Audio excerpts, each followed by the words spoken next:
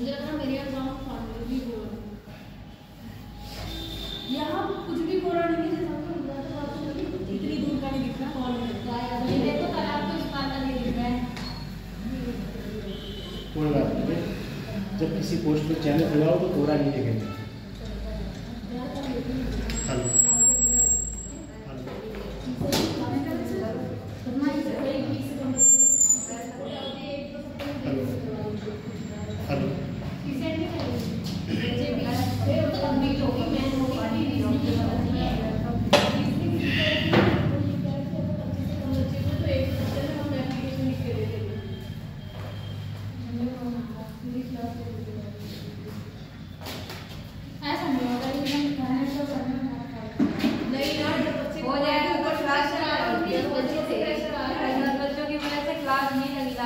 सब चलेगा बाहर निकल क्लास नहीं लगी थी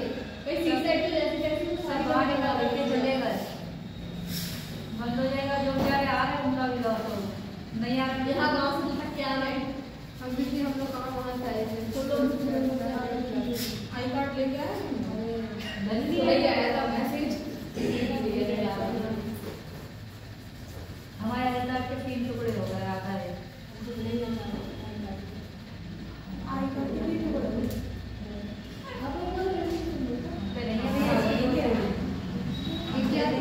नीचे वाला खुला आगे बताया है, अरे रख ले रहे हैं टाइम तो डाल लेंगे।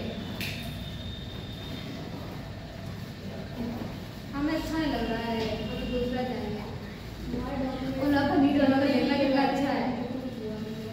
गरिमा पनीर वाला वीडियो का देखना बहुत सुंदर लग रहा है, हमारे अच्छा लग रहा है। हमने पहले देखा था हमारा चेंज कर दो वैसे नहीं बहुत सुंदर लग रहा है। क्योंकि उसकी जगह प्लेस है सुंदर लग रहा है।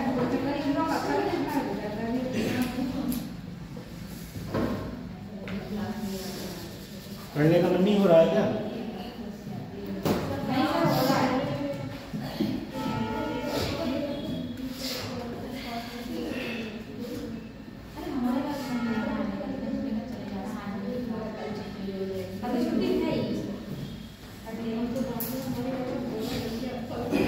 चालू कर दिया क्या? यस सर स्टार्ट है। सर स्टार्ट हो चुका है, चल रहा है। हाँ चल रहा।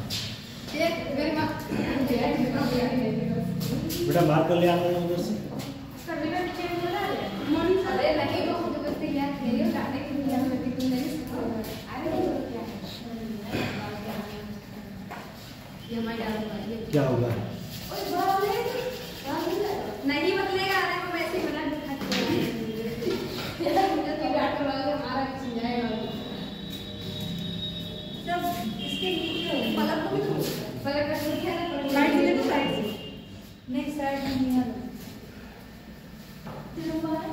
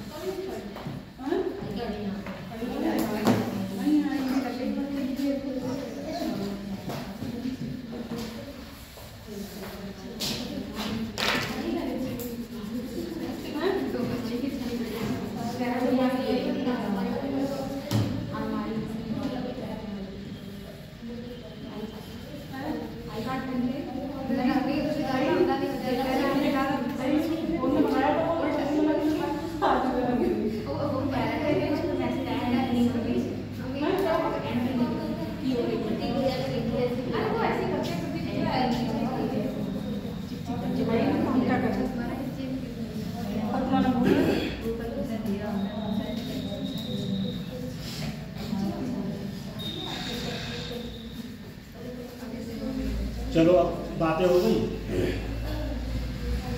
अक्षमता जो है इसमें एक पॉइंट है अक्षमता, और जो विकलांग व्यक्ति हैं PWS उनसे जुड़ी चुनौतियां हैं। उसमें विभिन्न प्रकार की स्वास्थ्य चुनौतियां, निवारण, अक्षमता। जैसे जो व्यक्ति महत्वपूर्ण रूप से उनका कोई बॉडी पार्ट्स जन्म से विकलांग होता है, जैसे किसी के हाथ नहीं होते हैं, किसी के पैर नहीं होते हैं, किसी की एक उंगली नहीं होती है। आवाज आ रही है? आप लोगों को आवाज आ रही है? उसके बाद जो है वो जटिलता से व्यक्तियों के लिए कुपोषण, दुर्घटना या चोट जैसे मुद्दों को से उपज, जैसे कोई व्यक्ति कोई कार्य कर रहा है और वो दुर्घटनाग्रस्त हो जाता है। जैसे सपोज करो कि कोई राजमिस्त्री है, अगर वो किसी बिल्डिंग को बना रहा है और बिल्डिंग से नीचे गिर गया तो उसका कोई बॉडी पार्ट्स अगर बेकार हो गया तो वो इस कैटेगरी में आएगा। उसके बाद है स्वास्थ्य सेवाओं तक पहुंचने की कमी। अगर कोई व्यक्ति ऐसी स्थिति में जहां स्वास्थ्य सेवाएं उपलब्ध नहीं है, वहां स्वास्थ्य सेवाओं के साथ साथ अपनी जो स्थिति है उससे प्रभावित हो जाता है और जो स्वास्थ्य का लाभ लेना चाहता है उससे समय पर उसे नहीं मिल पाता है, तो वो किसी न किसी रूप में इस चीज के पहुंचने के लिए चुनौतियों का सामना करना पड़ता है। जैसे किसी व्यक्ति का बॉडी का कोई भी अंग कट जाता है तो वो हॉस्पिटल तक पहुंचने के लिए उसके लिए समय लगता है। अगर वो कहीं ऐसी स्थिति में है जिले से 100 किलोमीटर दूर, तो 100 किलोमीटर दूर जब तक हॉस्पिटल आएगा तब तक उसका जो ब्लेड है वो काफ़ी निकल चुका होगा और जो बॉडी पार्ट्स अगर कट गया है तो उसको जोड़ने में काफ़ी समय लगता है। और जब ट्रीटमेंट तुरंत ही मिल जाता है तो उसकी स्थिति जो है वो बढ़िया हो जाती है और वो बॉडी पार्ट्स जोड़ने की संभावना रहती है।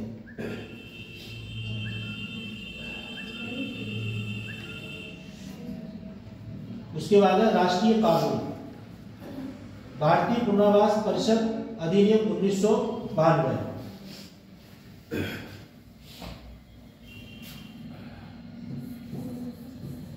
1992 में इस नियम के लिए लाया गया था और दिव्यांग जो लोग हैं उनकी निगरानी करने के लिए पाठ्यक्रम, मानवीकरण एवं योग पेशेवर रजिस्ट्रार की जो व्यक्ति जो है सरकार के द्वारा रजिस्टर्ड है, जिनका विकलांग सर्टिफिकेट बना हुआ है और सरकार के पास उनका डाटा है, उससे क्या है वो पेशेवर रजिस्ट्रार सरकार के पास नोट है। जैसे किसी व्यक्ति का कोई प्रमाण पत्र बनता है, जैसे सपोज करो आपने अपना प्रमाण पत्र, जन्म प्रमाण पत्र बनवाया होगा तो एक उस पर क्रमांक संख्या होगी जो कई डिजिटों की होगी, वो सरकार के पास आपका डाटा है और जैसी नेट पे डालोगे और उसके बाद जब जन्म प्रमाण पत्र साइट पे जाओगे तो वो जब डालोगे तो खुल के आ जाएगा। उसके बाद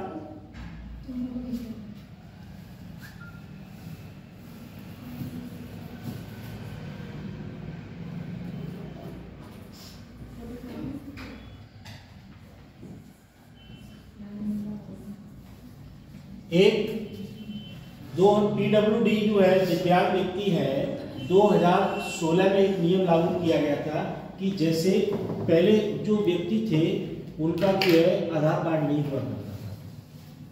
अब जब से उन्होंने ये आधार कार्ड सिस्टम हो गया है तब से उन्होंने एक सिस्टम ये कर दिया कि आपका जो भी प्रमाण पत्र बनेगा या कहीं भी डॉक्यूमेंट्स कुछ लगेगा उसके बाद आपका आधार वहाँ लगेगा। उस आधार से जो है इस प्रमाण पत्र को बनाया जा सकता है। जैसी नेट एक जिले में आप बनवा लोगे उसके बाद कहीं दूसरे जिले में भी अप्लाई करोगे तो जैसी रजिस्ट्रेशन नंबर डाला जाएगा, आधार नंबर डाला जाएगा, वो तुरंत नेट पे शो कर देगा।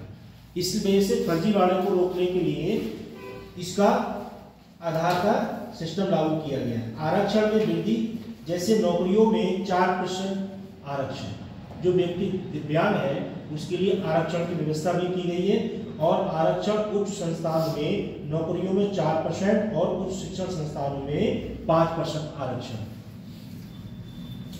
उसके बाद है मुफ्त शिक्षा, सरकारी वित्त पोषित मान्यता प्राप्त संस्थानों में बेंचमार्क के द्वारा जो दिव्यांग बच्चे हैं वो 6 से 18 वर्ष की आयु के लिए सरकारी शिक्षा में मुफ्त शिक्षा प्राप्त कर सकते हैं। उसके बाद शिकायत निवारण, जो शिकायत निवारण है मुख्य आयोग और राज्य आयोग कार्यरत निगरानी के लिए शिकायत का समाधान। जो मुक्त आयुक्त होते हैं या मुख्य राज्य आयुक्त होते हैं, जैसे एक मुख्य आयुक्त होता है, एक राज्य का आयुक्त होता है। जैसे पूरे भारत का दिल्ली है और उत्तर प्रदेश का लखनऊ, ऐसे उत्तराखंड का देहरादून है। एमपी का जाओगे तो एमपी की भोपाल है, झारखंड में रांची और बिहार में पटना। तो ऐसे जो राज्य हैं वहाँ जो है जैसे जैसे सिस्टम है और जहाँ की जो राजधानियाँ हैं उनका मुख्य केंद्र एक चयनित है।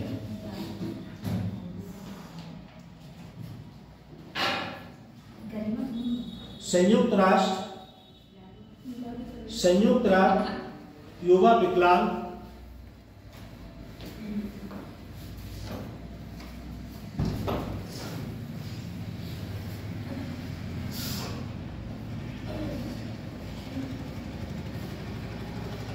पीडब्ल्यू का मतलब समझ में आएगा बच्चों को? जो हैंडीकैप बच्चे होते हैं, विकलांग जो होते हैं, चाहे वो छोटा सही या बड़ा सही, उसके लिए सरकार ने 1992 में जो केंद्र सरकार है उसने ये नियम लागू किया था कि दिव्यांगजन जो लोग हैं उनके लिए सेवा पाठ्यक्रम में सेवा प्रदान की जाए। पहले जो विकलांग सर्टिफिकेट बनता था वो हाथ से लिखा हुआ बनता था और उसके बाद जैसे जैसे नियम कानून बदलते गए, अब ऑनलाइन का सिस्टम हो गया। तो उसमें ऑनलाइन में क्या है, आप ऑनलाइन करेंगे तो आपके पास एक इतना बड़ा कार्ड है। जैसे कुछ बच्चे बाइक चलाते हो, स्कूटी चलाते हो, उनके पास जो डीएल होगा, तुम्हारे पास है? Yes sir. कौन सा वाला?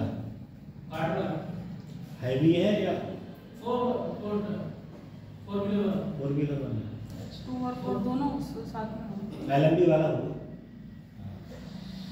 तो उसके लिए सरकार ने ये सिस्टम लागू कर दिया है।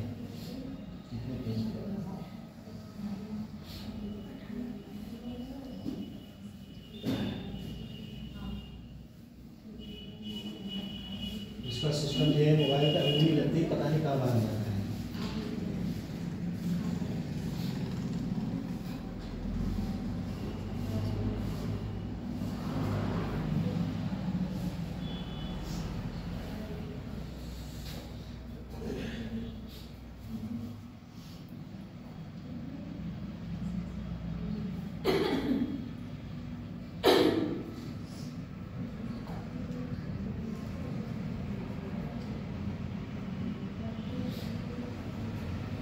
उसके बाद जो आरक्षण की नीति है वो इन लोगों को मिलती है। जैसे कोई व्यक्ति जनरल में है तो EWS की कैटेगरी में आ गया है तो उसे आरक्षण को मिलेगा, और कोई व्यक्ति विकलांग है तो उसके लिए PWD का।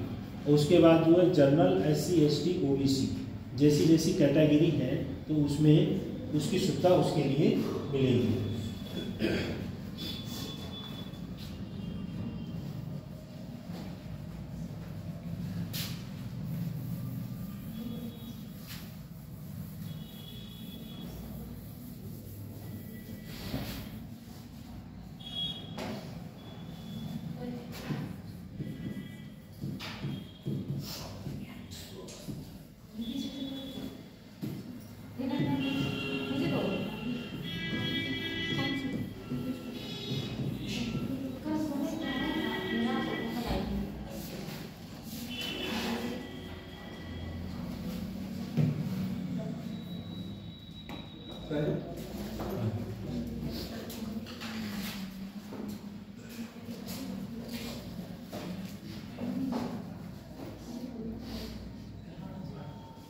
स्वास्थ्य और पोषण।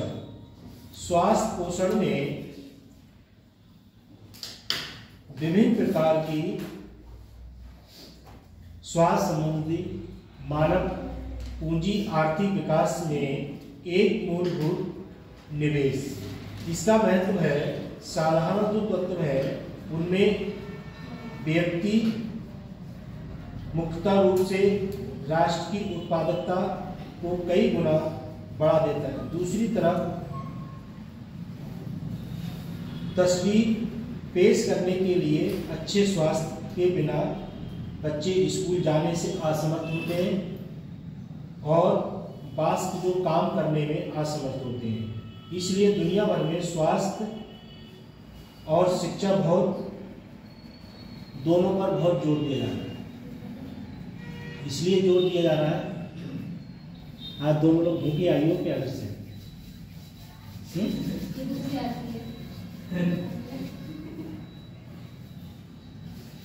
खा पी के कोचिंग के समय रेडी हो जाते। जब स्वास्थ्य सही नहीं होगा तो व्यक्ति तरक्की कैसे करेगा? सीधा उदाहरण, अगर कोई व्यक्ति बीमार है तो वो ना शिक्षा को ग्रहण कर पाएगा और ना किसी कार्य में बेहतर कर पाएगा। इसलिए जो स्वास्थ्य है, स्वास्थ्य जो शरीर है उसको पोषण इस टाइप का होना चाहिए जिससे कि स्वास्थ्य बिल्कुल ओके रहे। और ओके रहने के लिए आपको विभिन्न प्रकार की एक्टिविटियाँ करना पड़ेंगी, जैसे सुबह 5 बजे उठ के योगा अभ्यास, उसके बाद रनिंग अभ्यास, फिर एक्सरसाइज, उसके बाद जब एक्सरसाइज आपकी हो जाएगी उसके बाद इतना सारा एक ही दिन में और नहीं करोगे तो स्वस्थ कैसे? देखो, जो व्यक्ति सोता रहेगा, सर या तो एक्सरसाइज या फिर दौड़ एक काम हो जाएगा। हाँ, एक ही चीज हो सकती है सर। नहीं, टाइम डिवाइड कर लो। अच्छा, इसमें भी दो बेस हैं। जैसे योगा आप करोगे इस तरह रह के करोगे, एक जगह बैठ के करोगे, एक जगह करोगे, और जो एक्सरसाइज करोगे वो आपको चल फिर के करना पड़ेगा। जैसे रनिंग, आपको दौड़ना भी पड़ेगा, और विभिन्न एक्टिविटियों की एक्सरसाइज करोगे तो स्वस्थ रहोगे। जब स्वस्थ रहोगे तो बॉडी पाचन तंत्र जो है अच्छे से पाचन क्रिया काम करेगी, और पाचन क्रिया जब काम करेगी तो आप जो अच्छे से स्वस्थ हो। और अगर 10 बजे तक सोओगे, इस ठंड में 10 बजे तक सोते रहोगे तो ठंड तो खुद ही देख के आपको भाग जाएगी। इसलिए स्वस्थ रहने के लिए आपको उच्च गुणवत्ता समय स्वीकार करना पड़ेगा, किफायती स्वास्थ्य देखभाल करना पड़ेगा। प्राप्त करने में प्रत्येक व्यक्ति को विश्व स्वास्थ्य संगठन के अधिनियम 1946, विश्व स्वास्थ्य संगठन जो है WHO, उसका एक अधिनियम लागू हुआ था जो 1946 में।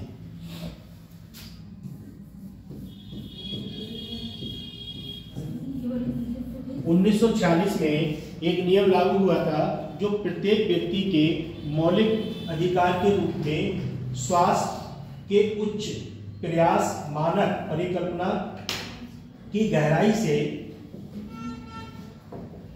अध्ययन किया गया। जैसे आपने देखा होगा, जो छोटे बच्चे होते हैं 0 से 5 ईयर तक, उन बच्चों के लिए विभिन्न प्रकार का टीकाकरण की सुविधा की गई है। जैसे चेचक, काली खांसी और चेचक, काली खांसी, DPD, TBD, ऐसे विभिन्न प्रकार के टीके लगते हैं। उससे क्या होता है, बच्चे की जो ग्रोथ होती है, और उसमें जो है बच्चे के लिए जब कोई रोग नहीं होगा तो उसकी ग्रोथ अच्छी हो जाएगी, स्वास्थ्य उसका अच्छा रहेगा। जब स्वास्थ्य अच्छा रहेगा तो वो शिक्षा को बेहतर से सीख पाएगा और पढ़ पाएगा। अगर बच्चा पतला दुबला सूखा साखा है, उसका स्वास्थ्य सही नहीं है, बिल्कुल झिंगुर सा है, मतलब खाने पीने की एक्टिविटी भी उसके अंदर नहीं है, तो क्या होगी, उसकी बॉडी डेवलप नहीं हो पाएगी।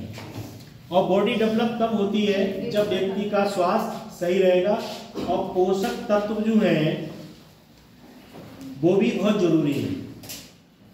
जैसे अगर किसी बच्चे का जन्म हुआ और आप ऊपर का दूध पिलाओगे तो उसकी बॉडी जो है वो बेहतर डेवलप नहीं हो पाएगी, क्योंकि जो बच्चा है उसके लिए माँ का दूध बहुत लाभकारी है। चरण से हंसने की कोई बात नहीं है, वो तो सबने ही पिया होगा। उसके बाद सतत शिक्षा लक्ष्य, अच्छा स्वास्थ्य और कल्याण का उद्देश्य सभी उम्र के लोगों के लिए स्वास्थ्य जीवन के लिए सुनिश्चित करना और कल्याण को बढ़ावा देना। जैसे आपने देखा होगा कि कुछ बच्चे ऐसे हैं, जैसे आपके परिवार में अगर किसी के 2 बच्चे हैं तो एक बच्चा जो है खाने पीने में ज़्यादा आगे होगा और दूसरा बच्चा जो है शिक्षा के ऊपर बहुत ध्यान देगा। तो उससे क्या होगा, उससे उस बच्चे का जो स्किल है वो ज़्यादा डेवलप हो जाएगा। उसको उसी बात की लगन रहेगी कि मुझे सुबह उठ के तैयार होकर अपने स्कूल जाना है। और जो दूसरा बच्चा अगर है वो खाने पीने व्यस्त है तो उसका ध्यान क्या रहेगा, खाने पीने पे ध्यान रहेगा। तो जो खाने पीने वाला बच्चा होगा उसका बॉडी सही होगी, और जो बच्चा पढ़ने पे होगा वो क्या होगा, वो उसे टेंशन रहेगी भाई मुझे अपने स्कूल के प्रति अपना कार्य पूर्ण करना है।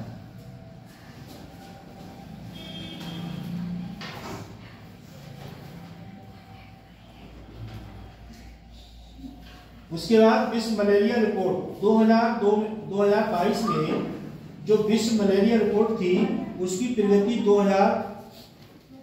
2000 से बढ़कर 2020 के बीच मलेरिया से होने वाले जो रोग थे उन पे मृत्यु दर में 94% की कमी रही। जो मलेरिया रोग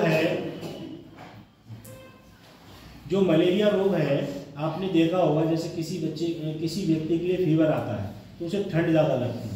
तो ठंड जब लगती है तो किसी चिकित्सक के पास जाओगे तो वो सबसे पहले क्या करेगा, आपकी मलेरिया की जांच कराएगा। और मलेरिया आपको है तो मलेरिया दवाई के लिए ट्रीटमेंट, उसी दवा का ज़्यादा ट्रीटमेंट चलाएगा, क्योंकि मलेरिया की जो शिकायत है वो उसे क्लियर पता हो गई है कि इस पेशेंट के लिए मलेरिया की शिकायत है और उसकी जांच उन्होंने करानी।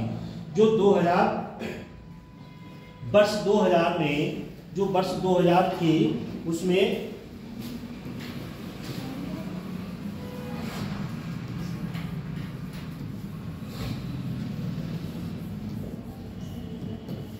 2000 से जो आंकड़े थे 2020 में उसकी जो आंकड़े दोबारा जांच पड़ताल हुई तो उसमें 94% तक देखा गया कि लोगों के लिए मलेरिया जो बीमारी है उससे जो मृत्यु दर है उससे काफ़ी छुटकारा मिला है लोगों के लिए। क्योंकि कुछ बीमारियां ऐसी हैं जिससे कि व्यक्ति जो है पूर्ण रूप से स्वस्थ होने के बाद भी अगर कोई दोबारा उसे किसी प्रकार की परेशानी हुई तो उसकी मृत्यु भी हो सकती है। जैसे आपने सुना होगा एक पीलिया बीमारी होती है, और पीलिया के साथ साथ एक काली पीलिया बीमारी होती है जो जिस व्यक्ति को हो जाए अगर उसने ट्रीटमेंट अच्छे से करा लिया तो बच जाता है, अगर ट्रीटमेंट अच्छे से नहीं हुआ तो उसकी मृत्यु हो जाती है। क्योंकि जो बॉडी के अंदर सबसे ज़्यादा काम करता है, क्या करता है, पानी और खून। और खून की मात्रा जो है वो कम हो जाए फिर बॉडी के अंदर पानी हो जाएगा तो फिर जो है बॉडी क्या काम करेगी भाई, बॉडी के अंदर जो पार्ट्स हैं वो इस टाइप से काम करते हैं, हर पार्ट्स का अपना अपना काम है। जिस व्यक्ति के बॉडी में अंदर किसी प्रकार की कमी आती है तो उसको देखने के लिए वो अपना हर पार्ट्स बॉडी का अपनी अपनी जगह काम करता है।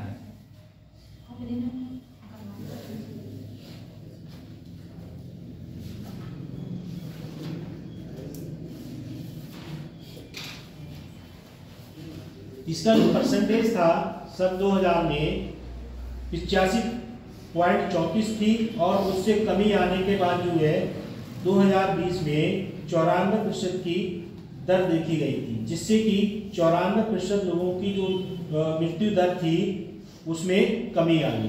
पहले लोग जो दवा थी मलेरिया की, कौन सी दवा है पता? नहीं पता है? छाल है इसकी। छाल तो है, उसका नाम भी तो सर अभी कोनेट दवा जो होती है वो मलेरिया में काम में आती है, और वो किससे बनती है? पेड़ की छाल से। उस दवा की जो अभी आवश्यकता पड़ी थी जब बीमारी जब तीव्र गति पे जब थी, जैसे कोविड में पैरासीटामोल जो था टेबलेट है उसकी बहुत आवश्यकता पड़ी थी। क्यों? पैरासीटामोल से क्या होता है, फीवर दूर हो जाता है। जब कोविड आया उस समय पैरासीटामोल बहुत कम मात्रा में मिल रही थी। जिनके पास स्टॉक था उन्होंने मनमाने रेट से उसको बेचा था। और पैरासीटामोल जो मलेरिया में पैरासीटामोल जो है फीवर के लिए सबसे बेस्ट टेबलेट है, चाहे वो केरोसिन हो, चाहे पैरासीटामोल हो या पैराडाइक्लो हो, पैरानिम्सोलाइड हो।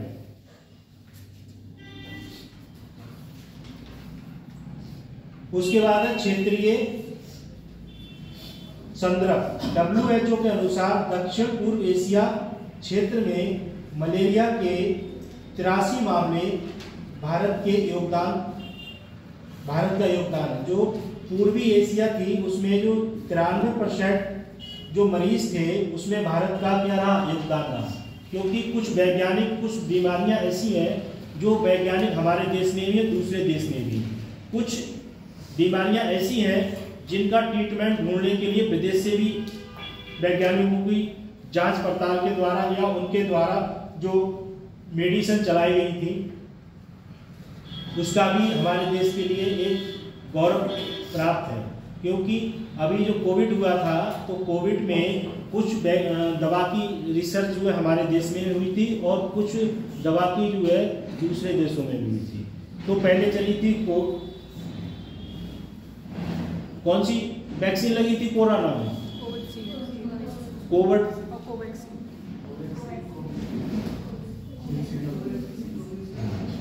वैक्सीन का नाम ही पता होना चाहिए, क्योंकि अभी तक कोविड का कोई भी इस टाइप का क्वेश्चन विशेष रूप से एग्जाम में नहीं है।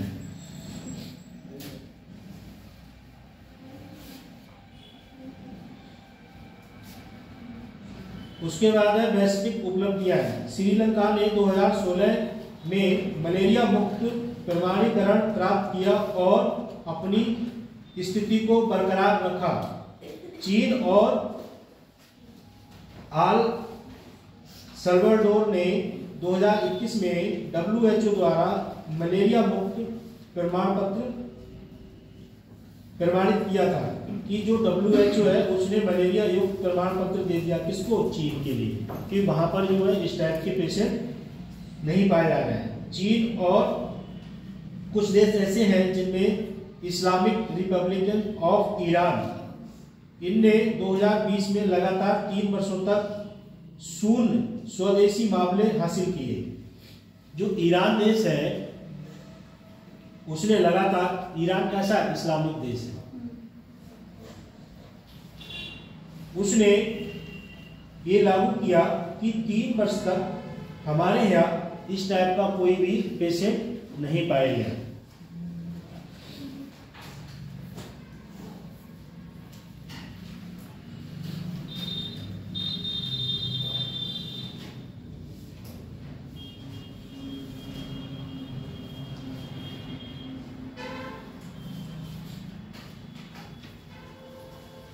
उसके बाद नेक्स्ट पॉइंट है राष्ट्रीय स्वास्थ्य लेखा। राष्ट्रीय स्वास्थ्य लेखा जो है NHA अनुमान 2018 और 19, इसमें जो है विभिन्न प्रकार की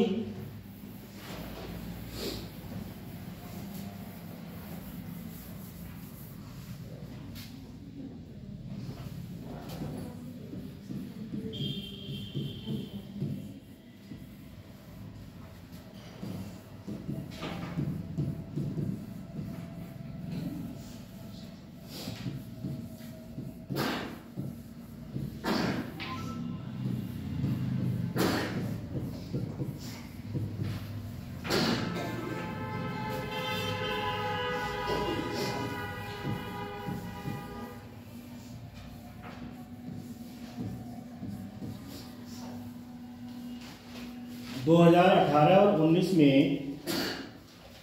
इस समय सबको लमसम कोल्ड की शिकायत हो रही है। जब मैं यहाँ से गया था मुझे बहुत भयानक करके हुआ था और शाम लेना मुश्किल पड़ गई, फिर शाम को ही तुरंत गर्म पानी का सेवन करा और फिर दवा भी खाई, तब कुछ स्वास्थ्य हुआ। और सुबह भी मैं उठ के 5 बजे उठ गया था और उठने के बाद तुरंत मैंने जो नियमित एक्सरसाइज है वो की। उसके बाद जो है तैयार होके और दवाई खा के फिर आप लोगों के सामने पेश हो गया। अब ये प्रक्रिया मेरी लगभग रात के 10 बजे तक लगातार चलती है।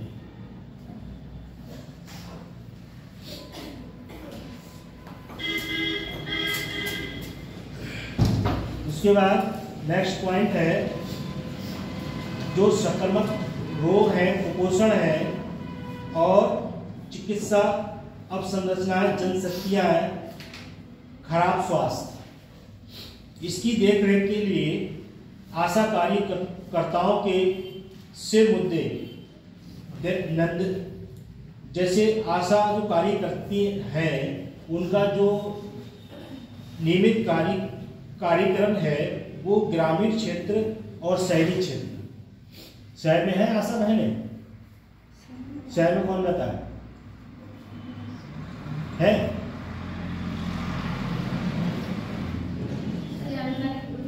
नहीं है, शहर में भी है, शहर में भी है, कस्बों में भी है और ग्रामीण क्षेत्र में भी है।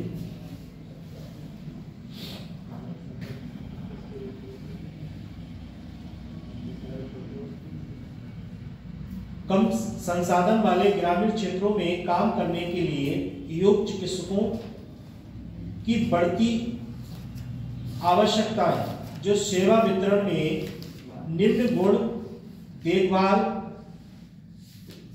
और स्वास्थ्य कार्यकर्ताओं का प्रशिक्षण, जैसे जो आशाएं हैं या एनएम है, या इन लोगों के लिए क्या है, सरकार के द्वारा बीच कुछ प्रशिक्षण दिया जाता है। इसलिए दिया जाता है कि जैसे नई नई बीमारियां आ रही हैं, नए नए प्रोसीजर आ रहे हैं, तो उसके लिए इनके लिए प्रशिक्षण दिया जाता है, जिससे कि दवाओं की गुणवत्ता में और बीमारी पर कंट्रोल करने के लिए विभिन्न प्रकार के लक्षणों की इन्हें जानकारी होना चाहिए। जैसे किसी व्यक्ति की आंखें लाल हो रही हैं और आंखें लाल होने के साथ साथ जो चिकित्सक से व्यवस्था से जुड़ा है वो आपको देख के बता देगा कि इनके लिए आई फ्लू की शिकायत हो रही है। और अगर आपकी बॉडी में बॉडी जो है थोड़ी हीट बेस पे है और चेहरा लाल पड़ रहा है, तो उसकी देखने से पता लग जाएगी कि इस व्यक्ति के लिए छोटी वाली चेचकों का शिकार हो रहा है। तो ऐसी बीमारियों की पहचान कौन करता है? चिकित्सक करता है। या जो व्यक्ति उस चीज से जागरूक है, पहले उसे किसी इस प्रकार की बीमारी का शिकार हुआ है या उससे विभिन्न प्रकार की जानकारी है, तो वो आपको देख के बता सकता है। उसके बाद है निजी अस्पतालों का प्रभाव। जो क्षेत्र है उसमें निजी अस्पतालों की हिस्सेदारी 70% अस्पताल, जिसमें 73% निजी क्षेत्र में, जैसे जो सरकारी क्षेत्र है उसके हॉस्पिटल लिमिटेड है और जो प्राइवेट क्षेत्र है उसमें अनलिमिटेड है। जैसे पीलीभीत में आप चले जाओ तो आपने देखा होगा जिला चिकित्सालय एक ही बना है और प्राइवेट डॉक्टरों की जो स्थिति है वो विभिन्न प्रकार की है, क्योंकि जो एमबीबीएस डॉक्टर होता है अगर उसकी प्रैक्टिस अच्छी चल गई तो 8-10 लाख रुपए महीने कमा लेता है। और अगर जो व्यक्ति प्रैक्टिस नहीं चल पा रही है और वो सोच रहा है कि मुझे प्राइवेट से पैसा नहीं कमाना है, केवल सरकारी सीट पर बैठ के इधर उधर हालना ही है और मरीजों को दूर से देखना है, क्या परेशानी, बस दो दवाई लिख दी और उसके बाद जो है बच्चों इतना ही काम करना है, तो वो अपनी प्रैक्टिस प्राइवेट ही करेगा और सरकारी वाला सरकारी करेगा। पर अब जो सरकार का जो नियम है वो सरकार ने ये कह दिया है कि जो व्यक्ति एमबीबीएस करेगा वो 5 साल जो है सरकारी सेवाएं प्रदान करेगा, ठीक है। और जो विदेश से एमबीबीएस करके आ रहे हैं उनके लिए एक परीक्षा देना पड़ेगी, वो परीक्षा क्रास है तब वो इसमें हिस्सा ले सकते हैं, तभी उनका क्या होगा, रजिस्ट्रेशन होगा। जब कोई डिग्री अगर प्राप्त करता है कोई व्यक्ति तो उसके लिए सरकार के पास अपना रजिस्ट्रेशन कराना पड़ता है। जैसे इसमें से कोई बच्चे अगर ऐसे हों जिनके परिवार में माँ बाप या भाई बहन कोई एनएम या जीएनएम या बीएमएस या एमबीबीएस या बीएचएमएस या बीएमएस डिग्री कर हुए होंगे, उनके पास जो है सरकार के पास लखनऊ जाके रजिस्ट्रेशन कराना पड़ेगा। और रजिस्ट्रेशन जब कराएंगे तब आपको एक मान्यता मिल जाएगी कि भाई हम अब प्रैक्टिस कर सकते हैं, क्योंकि जब आपकी जॉब लगेगी तो उसमें आपको रजिस्ट्रेशन नंबर सरकार को दिखाना पड़ेगा, क्योंकि जो हेल्थ डिपार्टमेंट है उससे आप रजिस्ट्रेड हो या नहीं हो।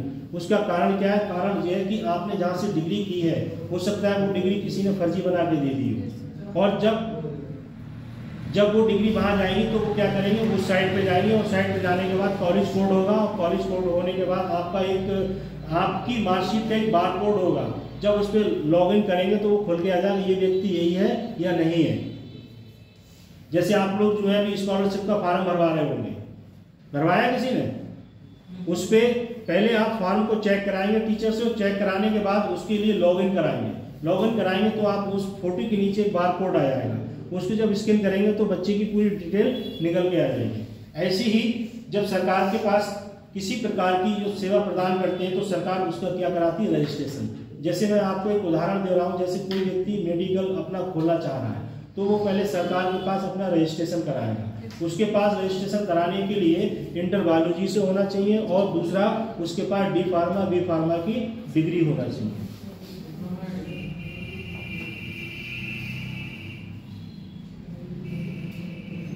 उसके बाद है आउट पैकेट बेड OPPE। इसमें कमी लाने के लिए 18 से 19 सन 2018 से 19 के लिए जो राष्ट्रीय स्वास्थ्य लेखा अनुमान बजट है आउट है, इसमें 2013 से और 2014 के लिए 60% से घटाकर 48.2 हो गए। जो स्वास्थ्य सेवाएं हैं इसमें पहले बजट जो था 2018 और 19 में वो आपका था 60%, और 60 से घटाकर सरकार ने कितना कर दिया, 48.2।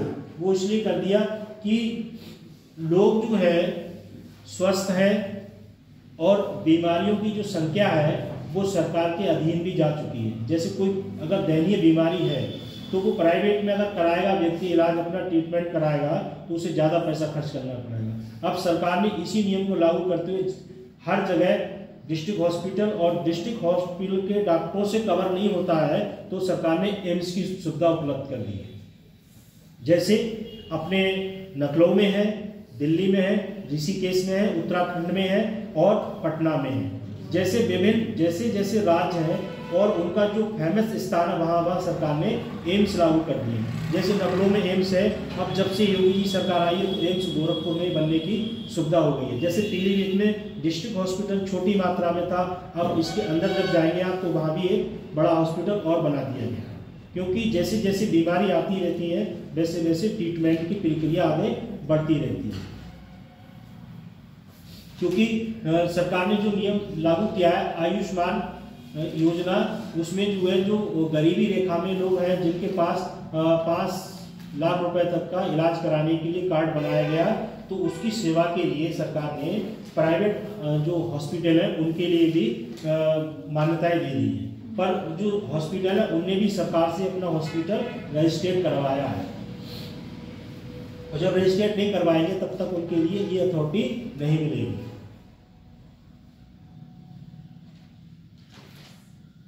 स्वास्थ्य तक पहुंचने में सुधार हेतु सरकारी हस्तक्षेप राष्ट्रीय स्वास्थ्य नीति 2017।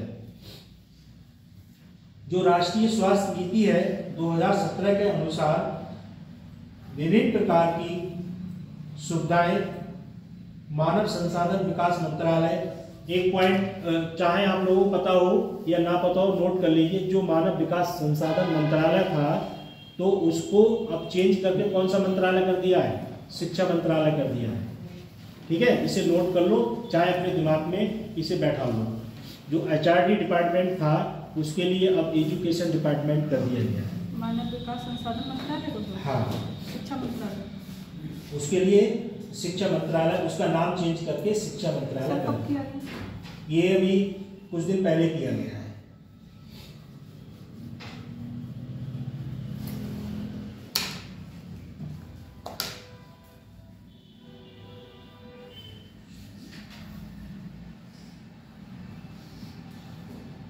उसके बाद आयुष्मान भारत, इसके 2 घटक हैं जो एक दूसरे के पूरक हैं।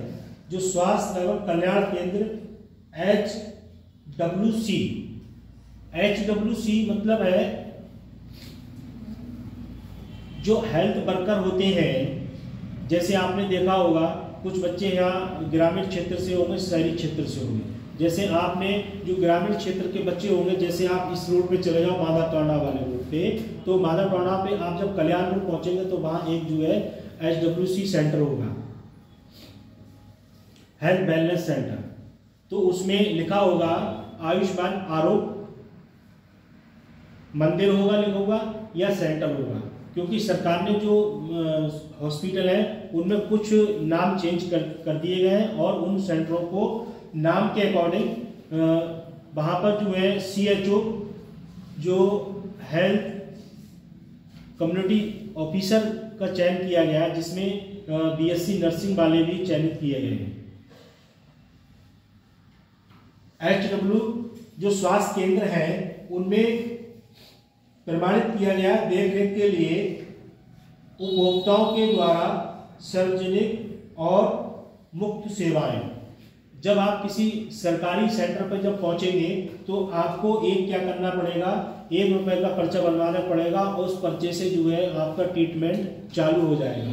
पर आपके लिए आधार कार्ड वहां ले जाना पड़ेगा, क्योंकि आधार कार्ड इसलिए ले जाना पड़ेगा जो वहां पर चिकित्सा अधिकारी हैं वो HWC के अकॉर्डिंग जो सेंटर है, जो हॉस्पिटल है, जैसे आपका देखो आयुर्वेदिक हॉस्पिटल, यूनानी वाला, एलोपैथ, ठीक है, तो ये हॉस्पिटल विभिन्न प्रकार के हॉस्पिटल क्षेत्र में बने हैं। वहाँ आप जब जाओगे तो आपको ₹1 का पर्चा बनवाना पड़ेगा और उस पर्चे से आपका ट्रीटमेंट चालू हो जाएगा। पर वो क्यों आधार आपका वहाँ भी लिया जाएगा, वहाँ इसलिए लिया जाएगा कि जो OPD रजिस्टर है, OPD रजिस्टर में वहाँ पर जो है चिकित्सा अधिकारी दिखाता है सरकार को कि मैंने आज इतने पेशेंट देखे और उनका इतने का ट्रीटमेंट किया, और आपका आधार कार्ड नहीं है तो उसके पास OPD रजिस्टर में ये सब नोट कैसे होगा। सपोज करो कोई टीम आ गई तो टीम उस चिकित्सालय का निरीक्षण करे, तो उस चिकित्सालय का निरीक्षण जब करेगी टीम तो टीम के पास भी तो कुछ प्रूफ होगा तभी तो निरीक्षण करेगी। भाई आधार कार्ड होगा, आधार कार्ड से आजकल सभी कुछ पता लग जाती कि भाई ये पेशेंट आया नहीं आया। फिर उसके साथ विभिन्न प्रकार की अगर किसी प्रकार की कोई आकस्मिक घटना घटती है और आप पर्चे से दवा ले चुके हो तो उसमें आपका भी बचाव हो सकता है, क्योंकि चिकित्सा अधिकारी कहेगा इस समय ये पेशेंट मेरे पास था।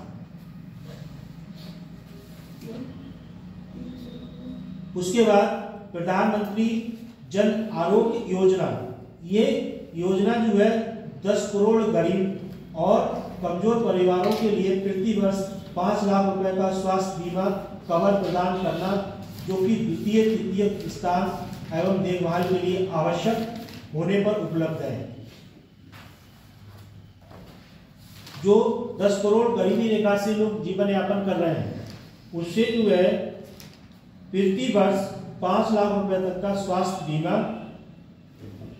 प्रदान किया गया है, जिससे कि उनकी द्वितीय एवं तृतीय देखभाल की सुविधा प्रदान की जा सके। और जो आयुष्मान कार्ड है इस समय सबसे ज्यादा किस राज्य का बना है?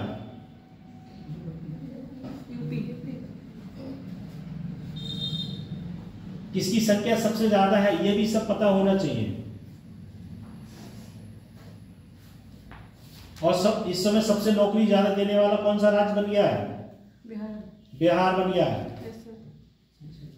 BPSC 4.0 भी आ गया है, 1,60,000 भी निकाल लिया जाएगा।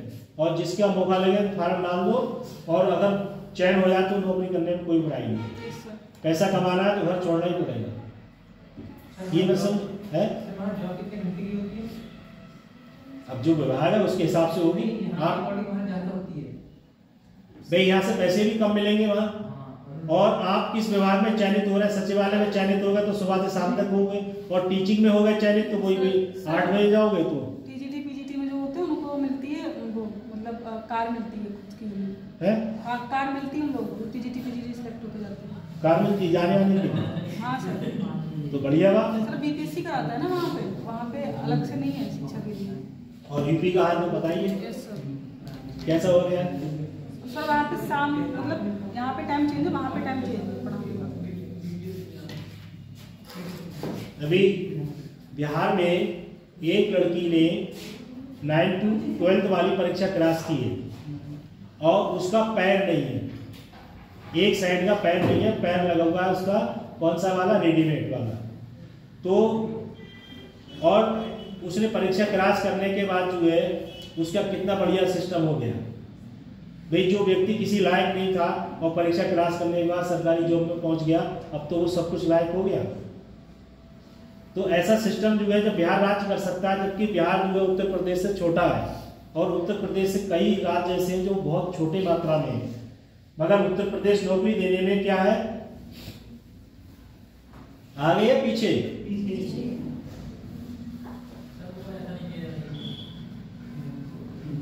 क्योंकि अब मैं क्या कहूँ, लाइव चल रही है, मुझे कहना नहीं चाहिए।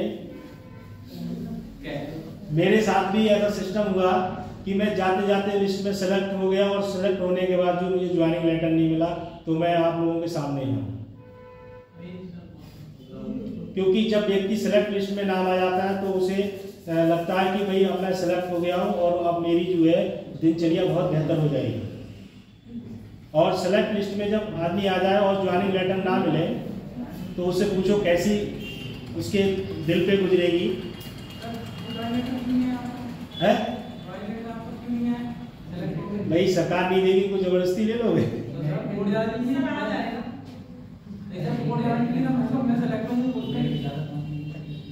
देखो उसका भी रीजन है, क्योंकि अब ये लाइव चल रही है, मैं इसको ज़्यादा डिटेल में नहीं जाना चाहता हूँ, क्योंकि जो फंडा है वो आप लोगों के समझ में नहीं आया, क्योंकि आप उस अभी स्टेज पे नहीं पहुँचे, समझे? क्योंकि वो स्टेज जो है ऐसी स्टेज है कि जहाँ पर आपने देखा होगा, चाहे मंदिर हो मस्जिद हो, जहाँ भी जाओगे चढ़ाना आपको करना पड़ेगा। और चढ़ाना करने के बाद भी कोई ऐसा क्लियर नहीं है कि आपका चढ़ाना जो है भगवान स्वीकार कर लें।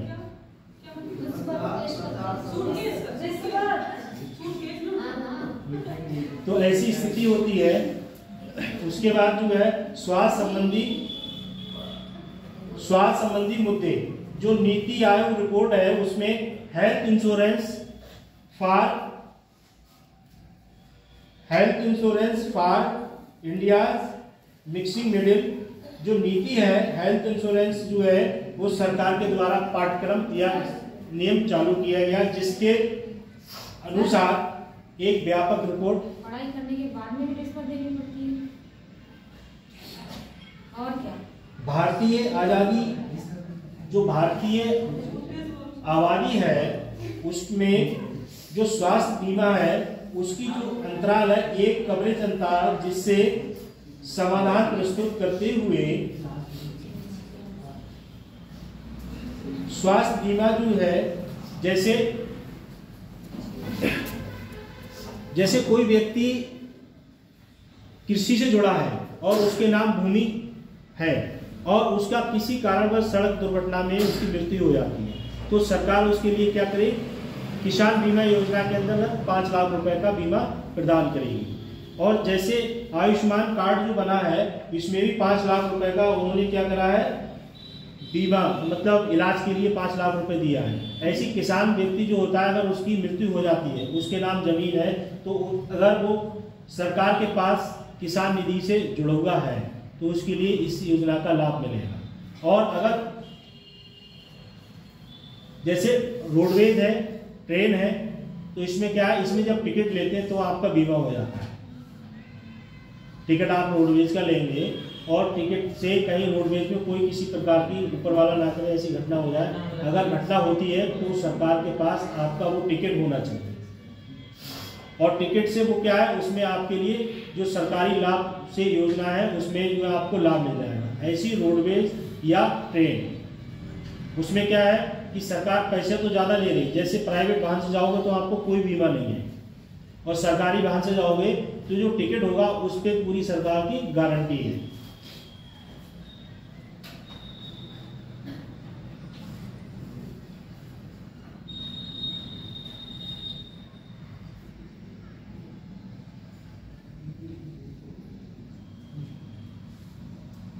उसके बाद है स्वास्थ्य व्यय बढ़ाना, जो एनपीएच है, एनपीएच 2017 में उल्लेख किया गया कि जो स्वास्थ्य पर जो व्यय खर्च होता है 2.5 से तक बढ़ाने के लिए स्वास्थ्य सुविधाएं बुनियादी ढांचे से मजबूत होना चाहिए। उसके बाद राष्ट्रीय आत्महत्या रोकथाम नीति, जो राष्ट्र स्तर पर आत्महत्या नीति है उस पर भी प्रतिबंध लगाया गया है, जिससे कि परिवार कल्याण मंत्रालय ने राष्ट्रीय आत्महत्या रोकथाम नीति को घोषणा की, जो देश में अपनी तरह से पहले रणनीति तैयार करते हैं, जिसमें आत्महत्या रोकथाम नीति 2030 तक आत्महत्या मृत्यु दर 10% की कमी लाने के लिए योजनाबद्ध बहुल क्षेत्र सहयोग के साथ कार्य करेगी। 2030 में सरकार ने एक नियम निकाला है कि जो आत्महत्या दर है वो 10% की कमी से नीचे आ जाए, क्योंकि जब कोई घटना घटती है, चाहे वो राज्य स्तर पर हो चाहे केंद्र स्तर पर हो, जब कोई घटना घटती है तब उसका आयोग बनता है और तब उसमें जो कमेटी होती है वो गठित होती है। जब तक कोई प्रोसीजर ऐसा नहीं होता है तब तक कोई घटना नहीं घटती है, तब तक कोई आयोग नहीं बनता है, ना उस पर कोई किसी का ध्यान जाता है। और सरकार ने जो स्वास्थ्य परिवार कल्याण मंत्रालय है उसमें आत्महत्या नीति को कम करने के लिए रणनीति तैयार की है।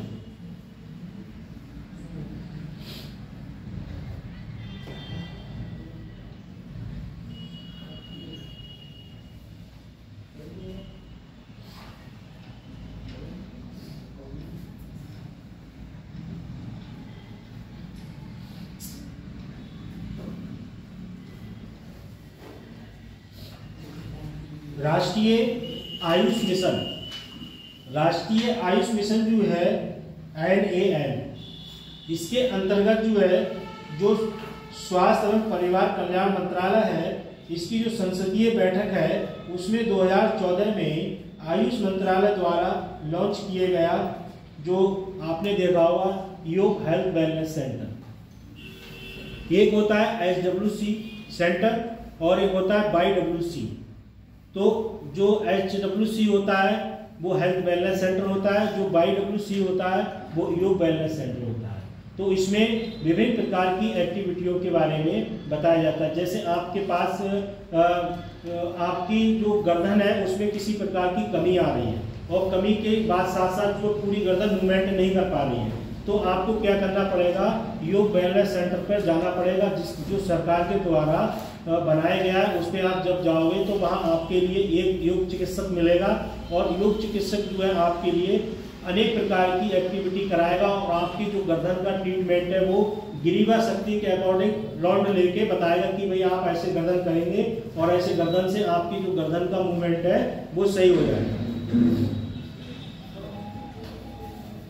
उसके बाद आयुष सेवाओं तक पहुंचना और बढ़ावा देना, आयुष औषधि की खेती को प्रोत्साहन करना और आयुष जो शिक्षण है उसके मुद्दों को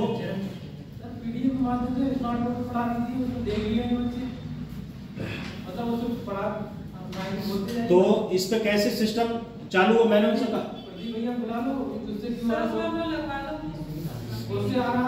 कहा था मैंने कि इस पे सिस्टम में कर दो, बहुत जल्दी हो जाएगा, पर वो जिससे वो नोट भी करेगा, जिससे नोट ना हो। जैसे आप जैसे पढ़ रहे पीडीएफ से पहले वहां भी पढ़ लेंगे, वैसे ही पढ़ लेंगे। बात तो आपकी सही है। मैंने ये बात जब उन्होंने मुझे पीडीएफ दी थी तो मैंने उनसे कहा था मैंने इस सिस्टम में आप फिट कर दो और उसके बाद मैं आऊँगा केवल बच्चों को वैसे ही पढ़ा दूंगा मैं। तो वो बोले कर दूंगा। उनने ना तो पीडीएफ आज तक पेपर पे निकाल के दी ना इसमें दी। भाई मेरा काम केवल कहने का, आप करो या मत करो। जैसे आप मेरा काम पढ़ाने का तो ये हो जाएगा, आओ करो जरा, बुला लो, चले जाओ है।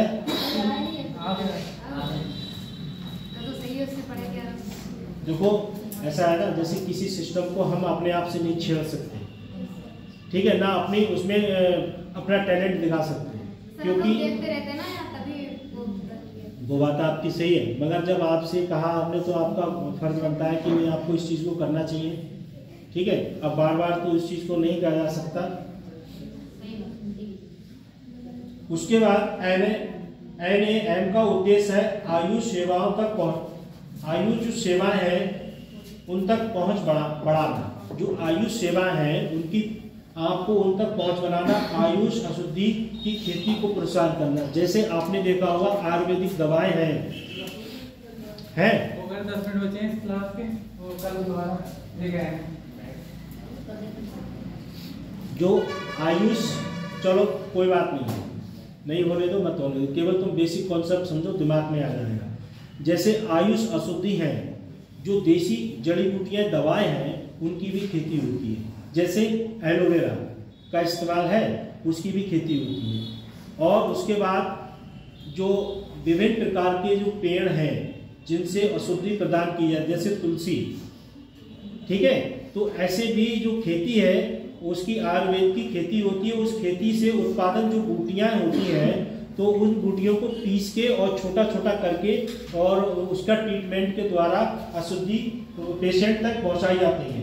और आयुष शिक्षण संस्थानों को सुदृढ़ बनाना, जो आयुर्वेदिक संस्थान है, जो आयुर्वेदिक संस्थान है जैसे आंवला, हर, बहड़ा, और जो गैस की पाचन क्रिया को करता है, तो उसमें जो है विभिन्न प्रकार के जो प्रोडक्ट हैं आयुर्वेदिक, उससे क्या है कि उसको पहले खेत में उगाया जाता है। जैसे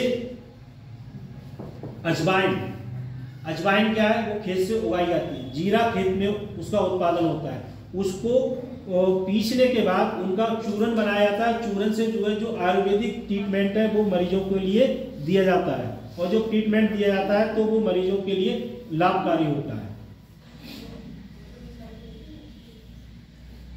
उसके बाद जो अवधि है वो 2000 तक संचालित है।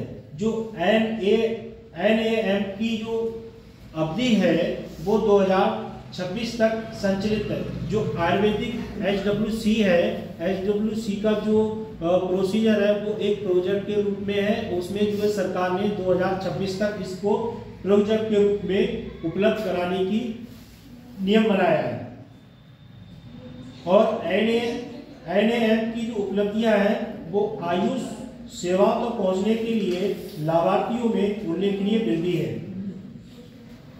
जैसे किसी व्यक्ति के लिए अगर कोई दयनीय बीमारी हो जाती है तो वो क्या करता है, अंग्रेजी दवाओं का सेवन करता है, और अंग्रेजी दवाओं से उसके लिए विभिन्न प्रकार की हानि भी हो सकती है। अगर बॉडी में सूट नहीं करा तो हानि हो जाएगी। और आयुर्वेदिक जो ट्रीटमेंट है वो ऐसा होता है कि आपको फायदा ना करे कोई बात नहीं, हानि भी नहीं करेगा। ये किसमें है, आयुर्वेद में। उसके बाद उसकी जो प्रमुख चुनौतियां हैं उसमें विभिन्न प्रकार के उपयोग किए जाते हैं। दवाओं की गुणवत्ता को लेकर चिंताएं, और अस्पताल निर्माण में ढांचा देरी, प्रशासनिक अड़चनें, और राज्य केंद्र सरकार द्वारा आयुष विभाग में अपर्याप्त सेवाएं, और सेवाएं जो है वो किसके द्वारा दी जाती है, एक आयुष विभाग है। जो आपने देखा होगा यूनानी विभाग होता है, आयुर्वेदिक होता है, एलोपैथ होता है। तो इसमें जो चिकित्सक होते हैं, क्या हुआ लिखने में बस तो समझ देखो, जो मैं पढ़ा रहा हूं ये आपकी संबंधित है, ठीक है। हाँ, अगर लिखते रहोगे तो नहीं समझ पाओगे। कुछ लिखने से भी समझ में आएगा, कुछ पढ़ने से भी समझ में आएगा। जैसे आयुर्वेद की बात कर रहे थे, तो आयुर्वेद में जो आयुर्वेदिक चिकित्सा अधिकारी होगा उसकी डिग्री कैसी होना चाहिए, आयुर्वेद से संबंधित होना चाहिए। और जो यूनानी वाला चिकित्सा अधिकारी होगा उसका यूनानी वाले से होना चाहिए। अब जैसे सपोज करो आयुर्वेद का कोई डॉक्टर है तो उसकी डिग्री क्या होगी, आयुर्वेद BMS होगी जो आयुर्वेद का होगा। और जो यूनानी वाला होगा BUMS होगा उसका। और जो अंग्रेजी वाला होगा, एलोपैथ वाला उसकी MBBS होगी। तो जैसे जैसे जो चिकित्सा, अब जैसे MBBS डॉक्टर जो है वो आयुर्वेद से पूर्ण तरीका से परिचित नहीं है। जैसे सपोज करो आप जिस चीज की तैयारी कर रहे हो और आपसे कह दी जाए कि भाई आप जो है सांख्यिकी विभाग में जाके पढ़ाओ, तो आप जिस लेवल के आप उसी लेवल के पढ़ा सकते हो।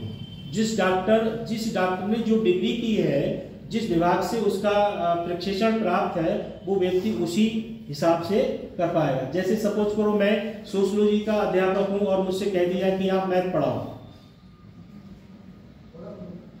तो उसके लिए एक रनिंग कमेंटमेंट तो करना ही पड़ेगा, पर अगर इसी व्यक्ति को स्टेज पे खड़ा कर दिया जाए तो पूरे दिन भाषण ही देता रहेगा।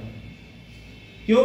कि जिसकी जैसी वेशभूषा, जिस सब्जेक्ट से वो परिचित है, वो उसके बारे में ज्यादा अच्छी नॉलेज रखता है। अब BUMS डॉक्टर जो होता है वो यूनानी वाला है, अगर उससे कह दी जाए कि भाई आप जो है एलोपैथ वाले का ट्रीटमेंट करो, तो वो ट्रीटमेंट तो करेगा, क्योंकि बेसिक कॉन्सेप्ट सबका सेम ही रहता है, मगर उसमें जो ट्रीटमेंट का तौर तरीका है वो इतना बेहतर उसका नहीं रहेगा। क्योंकि MBBS जो होता है वो अपने आप में एक उच्च लेवल की डिग्री होती है, और जो BMS है और BUMS है ये क्या है, सेकेंड नंबर थर्ड नंबर की डिग्रियां होती हैं। जैसे MBBS नंबर 1 है, उसके बाद दूसरे नंबर पर कौन सी डिग्री है? सभी डिग्रियों का जो आंकड़ा है वो लमसम एक ही है, मगर जैसे सपोज करो कि जो व्यक्ति अगर SDM बन गया तो वो अपने नीचे वाले वीडियो की वैल्यू नहीं समझता, क्योंकि वो सोचता है कि मैं तो SDM हूँ। ऐसी जो BMS डॉक्टर होता है वो BHMS वाले की ज़्यादा वैल्यू नहीं देता है, इसलिए मगर वैल्यू सबको देना चाहिए। भाई कोई व्यक्ति पूर्ण अपने में समझे कि मैं बहुत वो हूँ, तो ऐसा नहीं होना चाहिए।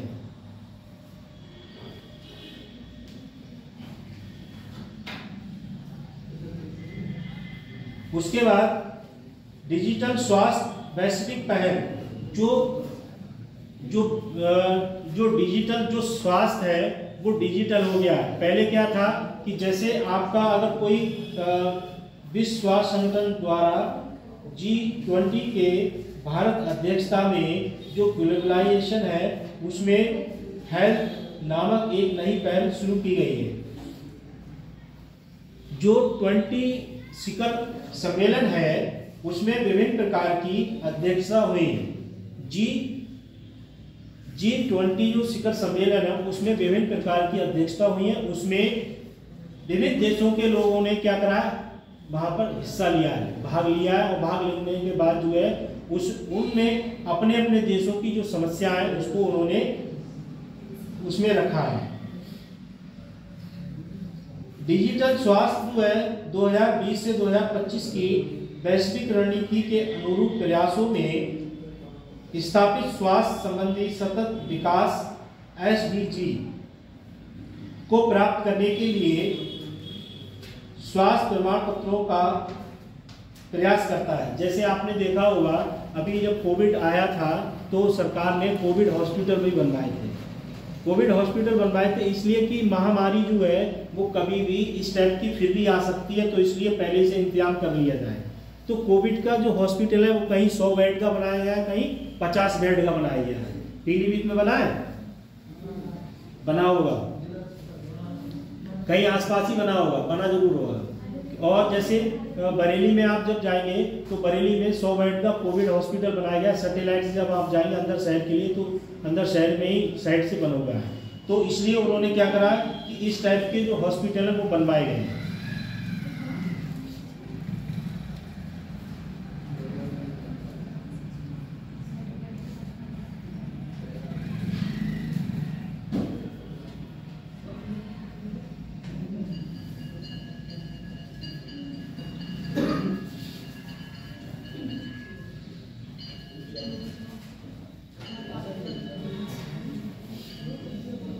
अभी 5 मिनट और रह गए हैं, थोड़ा और समझ लो।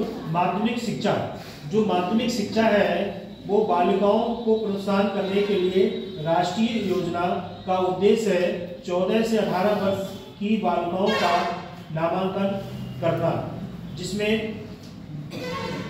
व्यावसायिक शिक्षा और शिक्षा के योग्य उन्हें प्रोत्साहित करना और मानव संसाधन द्वारा जो शिक्षा है उसे बच्चों के लिए शिक्षित करना। अटल नवाचार मिशन, इसका उद्देश्य है जो विद्यालय है, विश्वविद्यालय है, उसमें जो है संसाधनों का सूक्ष्म एवं लघु उद्योग स्तरों पर नवाचार उद्यमिता का एक पारिस्थितिकी तंत्र विकसित करना। जो बच्चे हैं वो जो है इस टाइप की शिक्षा ग्रहण करें, उनके लिए जैसे आत्मनिर्भर कौशल विकास जैसी योजनाओं का भी परिश्रय होना चाहिए, जिससे कि अगर व्यक्ति शिक्षा ग्रहण कर रहा है और शिक्षा ग्रहण करने के बाद जो है उसके लिए नौकरी का कोई साधन नहीं बन रहा है, तो शिक्षा ऐसी होना चाहिए कि स्वयं का भी व्यवसाय आप करने में सक्षम हो। पर आपने अगर शिक्षा इस टाइप की ली है तब,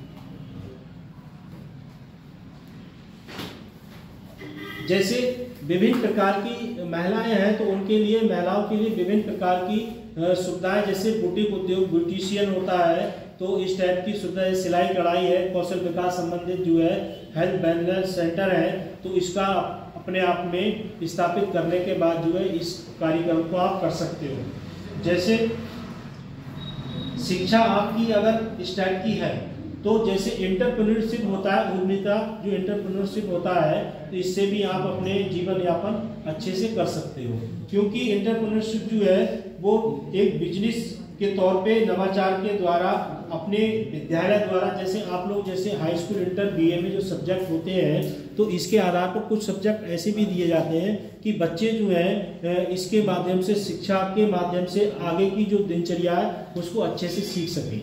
जैसे कुछ बच्चे ऐसे हों जिनके पास हाई स्कूल में होम साइंस रही होगी, तो होम साइंस के अकॉर्डिंग बच्चों को पता होगी कि सिलाई कढ़ाई में किस टाइप का नियम ऐसा होता है जिससे कि हम इस चीज को अच्छे से सीख पाए।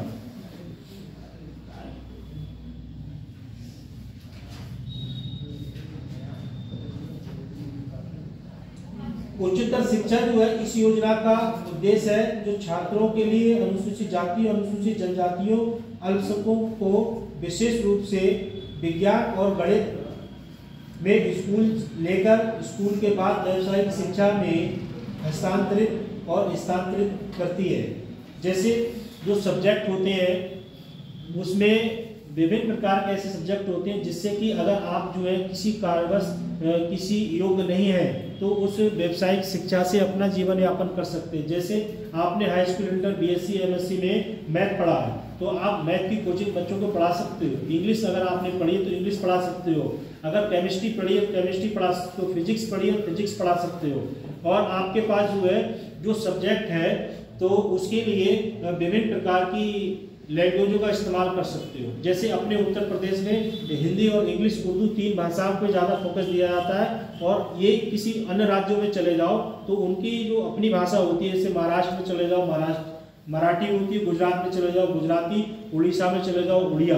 तो ऐसी विभिन्न प्रकार राज्यों की जो भाषाएं हैं उन भाषाओं से क्या करते हैं लोग अपना जीवन यापन भी कर सकते हैं। जैसे आप उत्तर प्रदेश के रहने वाले हो और आप जो है कन्नड़ भाषा का इस्तेमाल या कन्नड़ भाषा में कोई डिग्री लेना चाह रहे हो तो कन्नड़ भाषा का आपके पास ज्ञान है तो आप क्या करो, कन्नड़ भाषा के प्रोफेसर बन सकते हो, क्योंकि आपको उस चीज का ज्ञान है। तो ज्ञान के अकॉर्डिंग आप उस चीज का परिवेश इस्तेमाल कर सकते हो, और अगर नहीं है तो नहीं कर सकते हो। जैसे कुछ आपने देखा होगा कि जो इस्लाम धर्म के बच्चे जो हैं वो उर्दू पे ज़्यादा फोकस करते हैं, और उसके बाद जो अब हिंदू समाज के भी बच्चे जो हैं उर्दू के लिए सीखने में बेहतर प्रदर्शन कर रहे हैं। तो क्या है, वो जब अगर वो SC ST में है और जनरल का व्यक्ति उर्दू पढ़ रहा है तो अगर जब SC ST की वैकेंसी निकलेंगी तो जनरल जो व्यक्ति निम्न स्तर का है वो उसमें फाइट करेगा, जब फाइट करेगा तो उसे जॉब मिल जाएगी। तो ऐसा बेसिक कॉन्सेप्ट भी होना बहुत जरूरी है। ठीक है बेटा, इसे बंद कर दो। अब नेक्स्ट जो है